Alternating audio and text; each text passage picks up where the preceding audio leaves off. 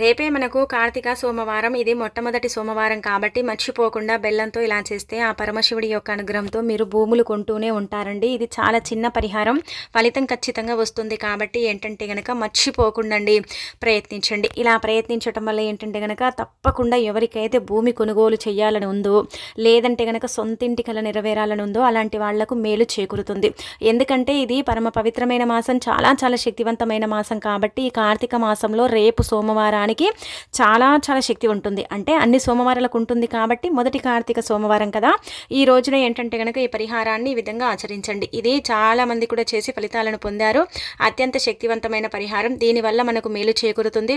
బెల్లం చాలా చాలా శక్తివంతమైన అంటే పదార్థం. ఇది దేవుడికి చేరే పదార్థం. అంటే అన్ని నైవేద్యాలు మనం పెడతాం కదండి భగవంతుడికి, అవి చేరుతాయో లేదో కానీ ఏంటంటే కనుక బెల్లం చిన్న ముక్క పెట్టినా ఏంటంటే దేవుడు దాన్ని తీసేసుకుంటాడని పురాణాలలో చెప్పబడుతుందన్నమాట. అందుకే బెల్లానికి చాలా ప్రాధాన్యత ఇస్తారండి. బెల్లంతో చేసుకునే పరిహారాలన్నీ కూడా మనకు తప్పక ఫలిస్తాయి అన్నమాట.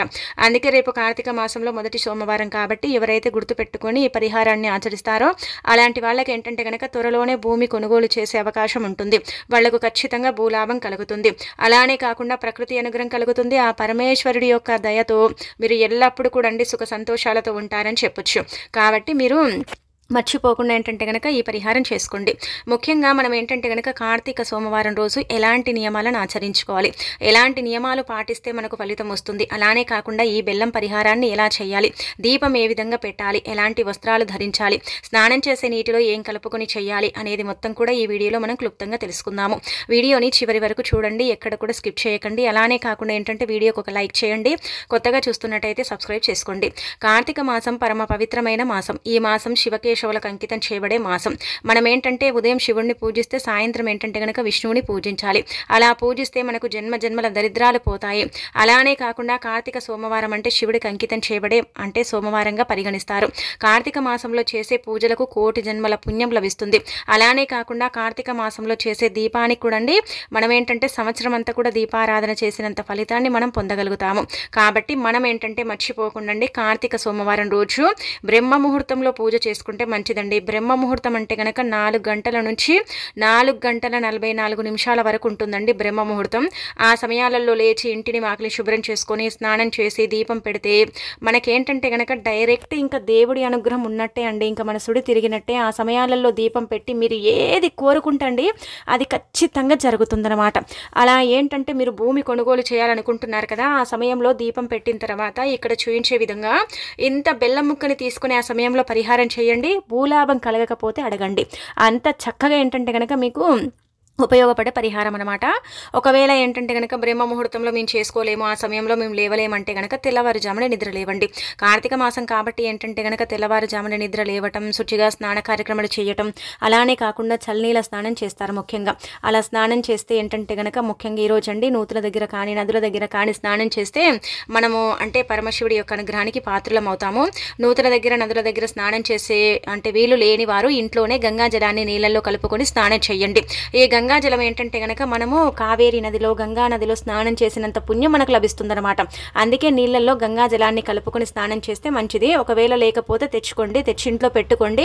ప్రతి కార్తీక శుక్రవారం సోమవారం కొన్ని తిదివార నక్షత్రాలు ఉన్నాయి కదా, ఏకాదశి ద్వాదశి పౌర్ణమి అలానే కాకుండా పోలిపాడ్యమి అలానే వచ్చేసి ఏంటంటే అమావాస్య రోజుల్లో మనం ఏంటంటే గంగా జలాన్ని నీటిలో కలుపుకొని స్నానం చేస్తే తెలిసి తెలియక పాపాలన్నీ కూడా ఆ నీటి ద్వారా కొట్టుకుపోతాయి.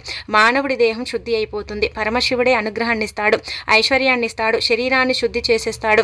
మానవుడికి ఏంటంటే గనక చక్కటి అంటే ఆరోగ్యాలను ప్రసాదిస్తాడనమాట. అందుకే తప్పనిసరిగా ఏంటంటే స్నానం చేసే నీటిలో గంగాజలాన్ని మాత్రం కలుపుకోండి. ఇక ఆ తర్వాత ఏంటంటే గనక సోమవారం అండి మీ ఇంట్లో ఒకవేళ బెల్లం లేకపోతే ముందుగానే ఏంటంటే గనక మీరు బెల్లాన్ని కొని ఇంటికి తెచ్చుకోండి. సోమవారం బెల్లం కొంటే ఏంటంటే బంగార ప్రాప్తి కలుగుతుందండి. బెల్లం బంగారంతో సమానమైనదని కొన్ని పురాణాలలో చెప్పబడుతుంది. అందుకే మీరు బెల్లాన్ని ఖచ్చితంగా కొని ఇంటికి తెచ్చుకోండి. ఒకవేళ ఉంటే చిన్న బెల్లం ముక్కని తీసేసుకుని పరిహారం చేసుకోవచ్చు అనమాట. బెల్లం బంగారంతో సమానమైనది. బెల్లం తీపి పదార్థం కాబట్టి దేవతలు దేవుళ్ళు బెల్లాన్ని ఇష్టపడతారు. బెల్లం చాలా శుద్ధి అయినదనమాట. బెల్లం ఏంటంటే కనుక చాలా చాలా శక్తిని కలిగి ఉంటుందండి. మనం భగవంతుడికి నైవేద్యం సమర్పిస్తాం కదా, అప్పుడు సమర్పించేటప్పుడు భగవంతుడు ఆ నైవేద్యాన్ని తీసుకుంటాడో లేదో మనకు తెలియదు. కాకపోతే చిన్న బెల్లం ముక్కను భగవంతుడికి సమర్పించినా మనం ఏంటంటే కనుక అలా సమర్పించినా ఆ పరమేశ్వరుడు కావచ్చు తదితర దేవతలు ఎవరైనా కావచ్చు, బెల్లాన్ని స్వీకరిస్తారు తీపి పదార్థం కాబట్టి. సోమవారం దీప ధూప నైవేద్యాలతో పూజ చేసుకుని, తులసి కోట దగ్గర కూడా పూజ చేసుకుని, గుమ్మాలకు పసుపు రాసి, అలానే కాకుండా శుచిగా స్నాన కార్యక్రమాలు చేసుకొని, ఆ తర్వాత ఏంటంటే సమయాన్ని బట్టి మీరు ఒక మందారాకు కానీ తమలపాకు కానీ తీసుకోండి. అలా తీసేసుకున్న తర్వాత దాని మీద ఇక్కడ చూపించే విధంగా బెల్లం పెట్టండి. చిన్న బెల్లమే, పెద్దగా ఏం అవసరం లేదనమాట. మరీ ఎక్కువగా తీసేసుకుని పరిహారం చేసుకుని ఫలితాలు రాక ఇబ్బంది పడే కన్నా చిన్న బెల్లం ముక్కని ఈ విధంగా తీసుకొని తమలపాకు మీద కానీ లేదంటే గనక ఇలా మన మందార ఆకు మీద కానీ పెట్టుకోవాలి. అలా పెట్టేసిన తర్వాత ఏంటంటే కనుకనండి గుర్తు పెట్టుకోండి, శివుడి పటం ముందు పెట్టి సంకల్పం చెప్పుకోండి. ప్రతి ఒక్కరు కూడా అండి చిన్నదో పెద్దదో భూమి ఉండాలని కోరుకుంటారు, ఆ భూమిలో ఇల్లు అనుకుంటూ ఉంటారు. ఎంతో మనకు తోచినంత భూమి అంటే లాభం కలగాలి, భూలాభం కలగాలి, గృహ లాభం కలగాలి అనుకుంటూ ఉంటారు. అలా గట్టిగా ఏంటంటే కనుక ఒకసారి సంకల్పం చెప్పుకోండి. అలా పెట్టిన ఈ బెల్లాన్ని తీసుకెళ్లి మారేడు చెట్టు దగ్గర పెట్టండి. మారేడు చెట్టు దగ్గర పెట్టేటప్పుడు ముఖ్యంగా గుర్తు పెట్టుకోండి, మారేడు చెట్టుని 2 సార్లు చేతితో తాకండి, నమస్కారం చెయ్యండి, ప్రదక్షిణలు కూడా చేసుకోండి. అలా నీళ్ళని తీసుకెళ్తే నీటిని కూడా సమర్పించేసి మీరేంటంటే గనక మా అవసరం కోసం ఈ పరిహారం చేసుకున్నాం, మాకు ఫలితం రావాలని చేశాం కాబట్టి ఖచ్చితంగా ఫలితం వచ్చేలాగా చూడు స్వామి అనేసి సంకల్పం చెప్పుకొని ఆ తర్వాత మనం తీసుకెళ్లిన ఈ బెల్లము ఆకుని అక్కడ పెట్టేసి వెనక్కి తిరిగి చూడకుండా వచ్చేయాలి. అక్కడ పెట్టిన తర్వాత ఆ బెల్లం ఎటు పోయినా మీకు సంబంధం లేదండి. కానీ మీరు ఏంటంటే గనక జస్ట్ ఊరికి అండి ట్రై చేద్దామన్నట్టుగా చెయ్యండి, ఫలితం ఎంత వస్తుందో చూడండి. ఈ రోజు పెట్టండి, రేపే ఏంటంటే గనక భూములు కొంటారని కాదు, కొంచెం సమయం పడుతుంది. ఆ సమయాలలో మీరు కొంటారు, కొనుగోలు చేసే అవకాశం అయితే ఉంటుందన్నమాట. మధ్యలో నీళ్లు కట్టి ఆగిపోయిన వారికి, భూలాభం కలగాలనుకునే వారికి ఇది చాలా చిన్న పరిహారం అండి. చాలా వరకు కూడా అద్భుతాలను అంటే చేకూర్చే పరిహారం అని చెప్పొచ్చు. దీని ద్వారా మీకు తప్పనిసరిగా మేలు చేకూరుతుందన్నమాట. ఈ పరిహారం ద్వారా మీరు రిజల్ట్ కూడా పొందుతారని చెప్పొచ్చు. కాబట్టి రేపు సోమవారం రోజున చేసుకోండి. ఎప్పుడు చేసినా కానీ ఫలితం అయితే ఉంటుందండి. ఫలితం ఉండదని చెప్పట్లేదు, ఫలితం వస్తుంది, కానీ కొంచెం సమయం కూడా పట్టొచ్చు, కొంచెం ఏంటంటే ఆలస్యం అవ్వచ్చండి. అది చూసేసుకోండి, సరిపోతుందన్నమాట. ఇంకా ఆ తర్వాత ఏంటంటే గనక ఇలా ఈ విధంగా ఇప్పుడు చెప్పే విధంగా కొన్ని నియమాలను ఆచరించుకోండి. మనం ఏంటంటే ఈ కార్తీక మాసంలో పరమశివుడు ఏంటంటే గనక ముక్కోటి దేవతలతో కలిసి శివాలయంలోనే కొలువు తీరుతాడనమాట, శివాలయంలోనే సంచరిస్తూ ఉంటాడని పురాణాలలో చెప్పబడుతుంది. కాబట్టి కార్తీక సోమవారం రోజున ఏంటంటే గనక శివాలయానికి వెళ్ళండి, ఖచ్చితంగా కొబ్బరికాయను కొట్టండి. శివాలయానికి వెళితే తప్పనిసరిగా కొబ్బరికాయ కొట్టడం, అభిషేకం చెయ్యటం, పరమశివుడిని దర్శించుకోవటం. అలానే కాకుండా మనము ఈ సోమవారం రోజు ముఖ్యంగా మొట్టమొదటి కార్తీక సోమవారం రోజున నంది కొమ్ముల మధ్యలో నుంచి ఆ పరమశివుడిని చూస్తే జన్మాంతర దరిద్రాలు దూరం అవుతాయండి, కోటి జన్మల పుణ్యం లభిస్తుందన్నమాట. అందుకే మీరేంటంటే గనక ఇలా ఆ పరమశివుడిని ఏంటంటే గనక నంది కొమ్ముల మధ్యలో నుంచి చూడండి, దర్శించుకోండి. అలా ఎందుకు చేయాలండి అంటే గనక నంది పరమేశ్వరుడి వాహనం కదా, కాబట్టి అలా చూడటం వల్ల ఏంటంటే గనక మనకు అనుగ్రహం ఎక్కువగా కలుగుతుందని పురాణాలలో చెప్పబడుతుంది.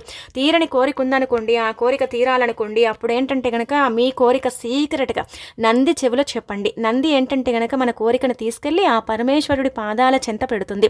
అలా పెట్టినప్పుడు ఆ పరమేశ్వరుడు స్వయంగా మన కోరికను పరీక్షించి మన కోరికను తీర్చడం జరుగుతుందని పురాణాలలో చెప్పబడుతుందన్నమాట. కాబట్టి ఇది కూడా మీరు ఏంటంటే ఆచరించండి. ఇక ఆ తర్వాత జాతకంలో జీవితంలో అనేక రకాల సమస్యలు ఉంటాయండి. ఎన్ని సమస్యలు ఉంటాయంటే గనక దరిద్ర జాతకం, చండాలమైన జాతకం, నీచ జాతకం అంటూ ఉంటుంది. ఎంత చేసుకున్నా కానీ ఆ జాతకం మెరుగుపడనే పడదు కదా. అలాంటి వాళ్ళు ఇప్పుడు చెప్పే విధంగా ఈ పనిని చేసేసుకోండి. రేపు సోమవారం పూట గనక ఇలా మీరు ఆచరించుకుంటే ఖచ్చితంగా ఎంత చండాలమైన జాతకమైనా సరే, ఎంత నీచమైన జాతకమైనా సరే, గ్రహాలు ఇబ్బంది పెట్టి జాతకం అంతా కూడా సర్వనాశనం అయిపోయిందండి. మాకైతే అసలు జాతక పరిశీలన చేయించుకుని రాళ్ళు రత్నాలు ధరించాలంటే మాకు అంత స్తోమత లేదండి. కానీ ఏం చేయాలండి, తప్పదు కదా, మేము జాతకం బాగుంటేనే కదా మా లైఫ్ బాగుంటుంది, మేము ముందుకు వెళ్ళగలుగుతాం, మాకు ఇబ్బందులు ఉండవు అనుకుంటారు. అలాంటి వాళ్ళు ఒక్కసారి ఏంటంటే కనుక ఇప్పుడు చెప్పే విధంగా చేసుకోండి. అంటే ఒకవేళ ఈ సోమవారం కుదిరితే ఈ సోమవారమే చేసుకోండి, ఈ సోమవారం కుదరదండి మాకు అనుకుంటారు కదా, అలాంటి వాళ్ళు ఏంటంటే గనక మళ్ళీ సోమవారం చేసుకోండి. కానీ కార్తీక మాసం అయిపోయేలోపు చేసుకోండి, ఒక సోమవారం ఆచరించండి. మనం ఏంటంటే ముందుగా ఆవు నెయ్యి కావాలండి, ఖచ్చితంగా ఆవు నెయ్యి కావాలండి. ఇంట్లో దీపం పెట్టుకునే ఆవు నెయ్యిని కూడా తీసుకోవచ్చండి. శుద్ధి అయిన ఆవు నెయ్యి అయితే చాలా మంచిదండి, జాతక సమస్య ఇట్టే పరిష్కారం అవుతుందన్నమాట.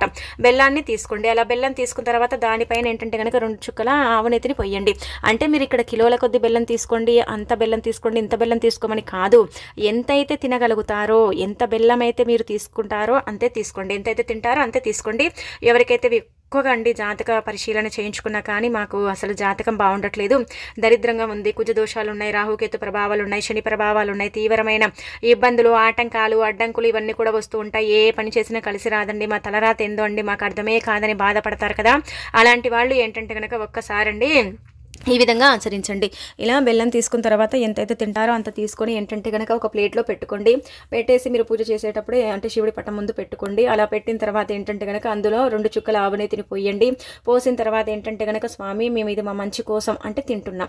ఇదేంటంటే గనక నువ్వు నివేదన చేసుకో. ఆ తర్వాత అంటే మనం ప్రసాదంగా స్వీకరిస్తాం కదా, ఆ దేవుడికి పెట్టండి. అలా పెట్టిన తర్వాత దాన్ని ఏంటంటే తీసుకొని తినేటప్పుడు జాతకం అంతా మారాలి, మాకు మంచి జరగాలని సంకల్పం చెప్పుకొని తినేయండి, సరిపోతుంది. ఇంకా ఫలితం ఎంత వస్తుందో చూడండి.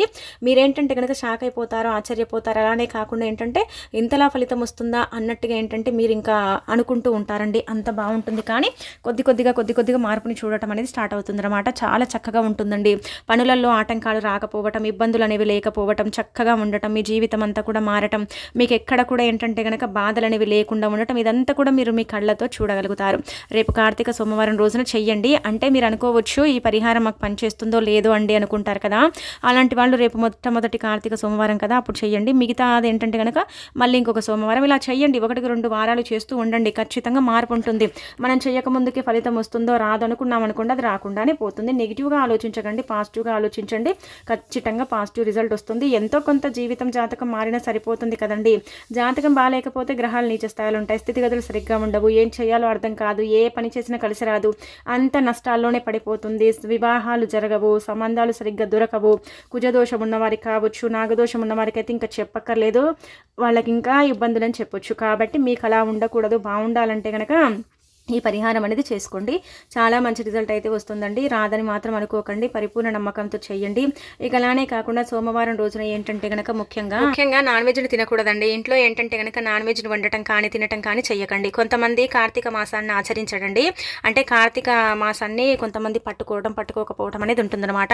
ఇలా ఏంటంటే గనక కార్తీక మాసాన్ని ఆచరించే వాళ్ళు నాన్ వెజ్ని తినరండి. మీరేంటంటే గనక కొంతమంది పూజ చేసిన తర్వాత నాన్ వెజ్ని తింటారు. సోమవారం కాబట్టి నాన్ వెజ్ని అయితే అసలు తినకండి.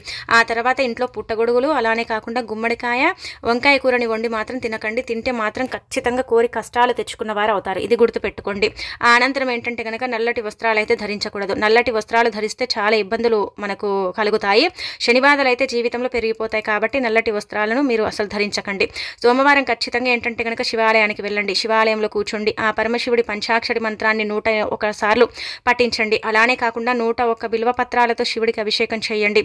శివుడికి సమర్పించండి. ఆవు పాలతో అభిషేకం చేయండి. పంచామృతాలతో అభిషేకం చేయండి. మీ జీవితం అద్భుతంగా మారుతుంది.